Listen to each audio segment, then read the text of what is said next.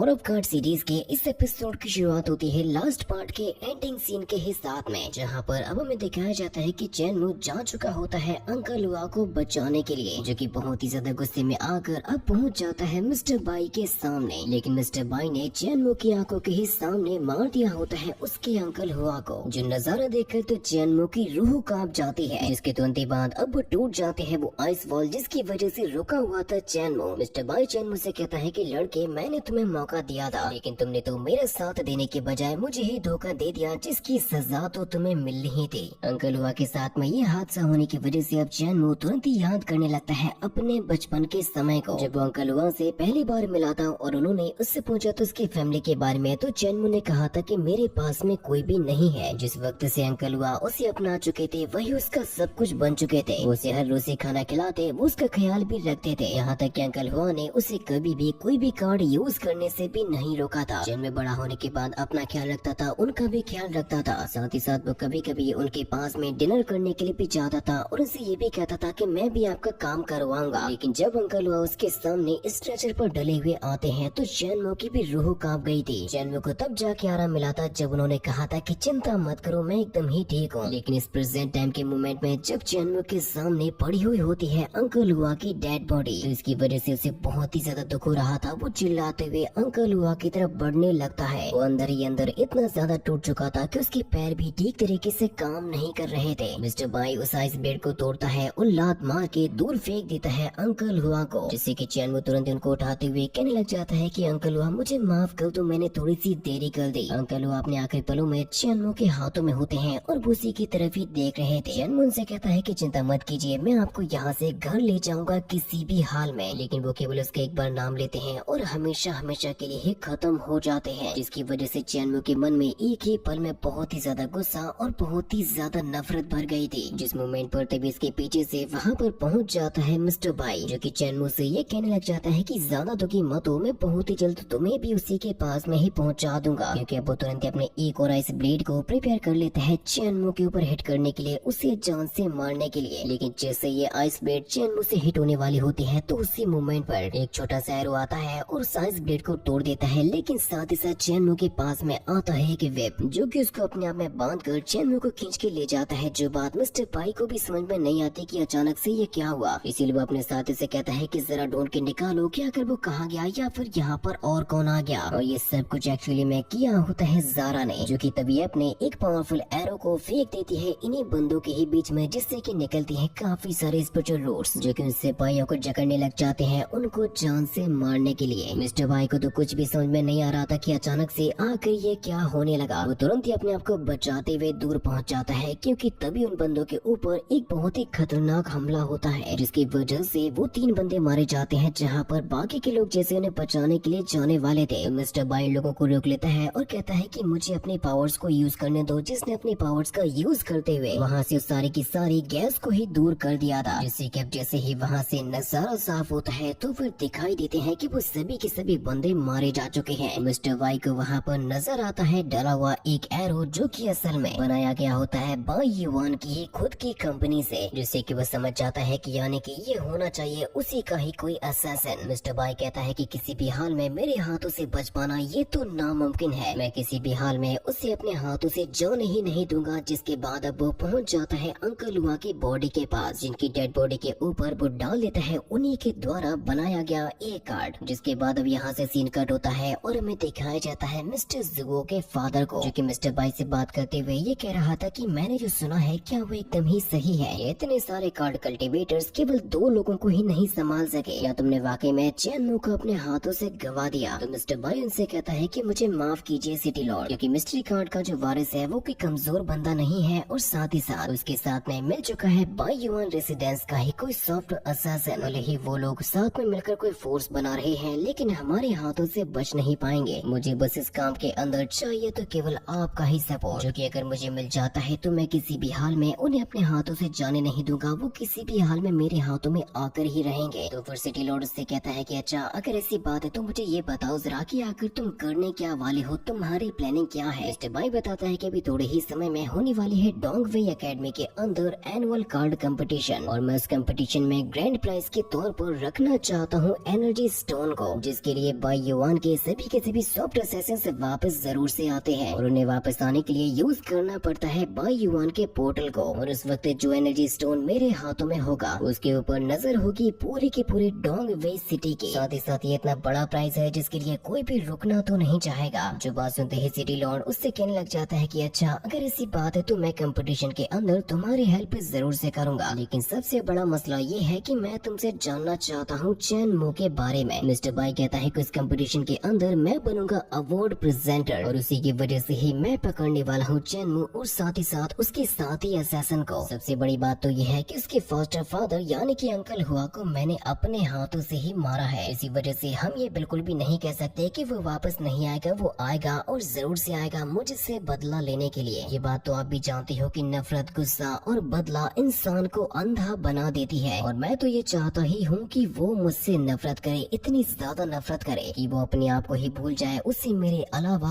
और कुछ भी याद न रहे। वो सिटी लॉर्ड से ये कहता है कि अगर हम ये साबित कर दे कि चेन मू ने खुद से ही मारा है अपने अंकल हुआ को, तो आपको क्या लगता है वो मुझसे और कितनी ज्यादा नफरत करेगा। जो बात सुनकर तो सिटी लॉर्ड भी हंसने लग जाता है और ये कहता है कि तुम्हारी प्लानिंग तो वाकई में लाजवाब है। ठीक है, मैं तुम्हारे प्लानिंग के हिसाब से पूरी सिटी के अंदर एक बाउंटी मिशन को इश्यू करवा देता हूँ, क्योंकि अब पूरी सिटी के अंदर चेन मू को जाना जाएगा एक मर्डरर के नाम से, जिससे कि वो पूरी सिटी में ही वांटेड हो जाएगा और कुछ भी नहीं कर पाएगा। और वाकई में अब तो ऐसा हो ही चुका था। सिटी के हर एक बिलबोर्ड के ऊपर चेन मू का नाम होता है एक बाउंटी मिशन के लिए। जिसके बाद हमें अगले ही सीन में दिखाया जाता है चेन मू को, जो कि होता है जंगल के अंदर और उसको बांध के टांगा गया था। वो चिल्लाते हुए कह रहा था कि मुझे यहाँ से जाने दो, मुझे छोड़ दो, मुझे अपना बदला पूरा करने के लिए जाना है। जिसने मेरे अंकल को मारा है मैं उसको जिंदा नहीं छोड़ूंगा। जिसको बांध के असल में रखा होता है ज़ारा ने। तभी चेन मू को याद आता है कि ये तो वही लड़की है जिससे वो एक बार टकराया था, जिसकी वजह से ज़ारा तुरंत ही चेन मू को नीचे उतार लेती है। तो चेन मू से कहता है कि तुमने मेरे साथ में ऐसा क्यों किया। ज़ारा कहती है कि मैंने तुम्हें इसलिए बचाया है क्योंकि तुम्हें गॉड के द्वारा चुना गया है। तो चेन मुझसे कहता है कि नहीं, मुझे किसी गॉड ने नहीं चुना, मैं तो एक सीधा साधा सा कार्ड मेकर ही हूँ और मेरा नाम है चेन मू। ज़ारा कहती है कि क्या तुम्हें सच में लगता है कि मैं तुम्हारी बातों पे भरोसा करूंगी। और तभी वो अटैक करती है अपने वेब की मदद से, जिस अटैक से चेन मू खुद को बचा लेता है। तो ज़ारा कहती है कि मैंने कहा ही था कि तुम एक कार्ड मेकर नहीं हो। चेन मुझसे कहता है कि ये सब कुछ छोड़ो, तुम मुझे ये बताओ कि तुमने मेरे साथ में ऐसा क्यों किया, आखिर तुम मुझे इस जंगल के अंदर लेकर ही क्यों आई हो। चेन उसके ऊपर अटैक करने की कोशिश करता है, लेकिन चेन मू के अंदर इतनी अच्छी स्किल नहीं होती कि वो ज़ारा को हरा सके। ज़ारा कहते हैं कि रुक जाओ और मेरी बातों को सुनो। लेकिन अंकल हुआ की जो मौत हुई थी चेन मू उसके लिए अपने आप को जिम्मेदार ठहराने लगता है। मेरी वजह से मेरी फैमिली मेरी ही आंखों के सामने खत्म हो गई और मैं उनकी जान बचाने के लिए, उन्हें बचाने के लिए कुछ भी ना कर सका। तुम कभी नहीं समझोगे कि आखिर क्या बीतती है जब हमारी फैमिली हमारी आंखों के सामने हमारे ही हाथों में अपनी जान दे देती है, केवल और केवल हमारी ही वजह से। तुमने आखिर मुझे क्यों रोक लिया, मुझे उसी वक्त ही मर जाना चाहिए था। अगर अब तुम किस लिए रुक रही हो, तुम ही मुझे अपने हाथों से जान से मार दो। ज़ारा उससे कहती है कि अगर तुम बदला लेना चाहते हो तो तुम्हें इसके लिए जिंदा रहना होगा, लेकिन याद रखो कि उन जैसे लोगों से बदला लेना इतना भी आसान नहीं है, क्योंकि तुम कमजोर हो, बल्कि बहुत ही ज्यादा कमजोर हो। चेन मू कहता है कि हाँ मैं जानता हूँ कि मैं कमजोर हूँ और मैं ताकतवर बनना भी चाहता हूँ, मैं बदला लेना चाहता हूँ अपने अंकल हुआ की मौत का। ज़ारा कहती है कि ठीक है, मैं तुम्हें ताकतवर बनाऊंगी, लेकिन मैं जो भी कहूँगी तुम्हें वही करना होगा। चेन मू कहता है कि देखो, चाहे मेरी जान ही क्यों न चली जाए, लेकिन मैं कभी भी किसी का गुलाम नहीं बनूंगा। इसकी वजह से ज़ारा उसको नीचे गिराती है और कहती है कि मैं तुम्हें एक सलाह देना चाहती हूँ, अगर तुम अपने मिशन में कामयाब हो जाओगे तो जिंदा रहोगे, नहीं तो तुम मारे ही जाओगे। जिसके बाद अब हमें अगले ही सीन में सिटी के अंदर दिखाया जाता है लेजी को, जो कि लोगों से अपने चेहरे को बचा रहा था और को लगा रहा होता है चेन मू को, क्योंकि असल में पूरी सिटी के अंदर खबर फैल चुकी थी कि चेन मू नाम के बंदे को पकड़ा जाना है किसी भी हाल में। जिसके बाद फिर अगले ही सीन में उस जगह को दिखाया जाता है जहाँ पर रहता था चेन मू, क्योंकि अब वहाँ पर असल में पहुँच चुका होता है मिस्टर जू अपने सोल्जर्स के साथ में, जो कि वहाँ पर पहुँचते ही सबसे पहले चेन मू के घर का दरवाजा ही तोड़ देते हैं अंदर जाने के लिए। लेकिन यहाँ पर तो लोगों को चेन मू नजर आता ही नहीं है, क्योंकि वो यहाँ पर था ही नहीं। वो लोग खुद भी हैरान हो जाते हैं कि आखिर ये बंदा गया तो गया कहाँ पर। वो लोग तुरंत ही चारों तरफ का ही नजारा देखने लग जाते हैं कि आखिर कहाँ पर क्या गड़बड़ हुई है। मिस्टर जू देखता है कि यहाँ पर जितने भी कार्ड मेकिंग की चीजें होती हैं वो सारी की सारी ही गायब हो चुकी थी, क्योंकि चेन मू ऑलरेडी सारी की सारी चीजों को उठा के ही ले जा चुका था। उसके हाथ में एक कार्ड लगा होता है, लेकिन वो जैसे यहाँ से जाने वाला था तो तभी उसको दीवार में एक छेद नजर आता है, जो कि किया था खुद चेन मू ने ही, जिसको देखते ही मिस्टर जुओ कहने लग जाता है कि इसका सेज, साइज और डेप्थ देखने के बाद ऐसा लग रहा है जैसे कि इसको हिट किया गया हो 3 स्टार के शटल कार्ड से, क्योंकि केवल उसी अटैक में ही इतनी ज्यादा पावर होती है। इसी वजह से अब तो उसको पूरा यकीन हो गया था कि चेनमू के पास में आ चुकी है किलिंग एबिलिटीज। वो कहता है कि मुझे यकीन नहीं होता कि उसने अपने खुद के ही फॉस्टर फादर को जान से मार दिया। इसी वजह से अब उसके मन में चेनमू के लिए और भी ज्यादा गुस्सा बढ़ गया था और इसी के साथ में एपिसोड भी यहीं पर खत्म हो जाता है।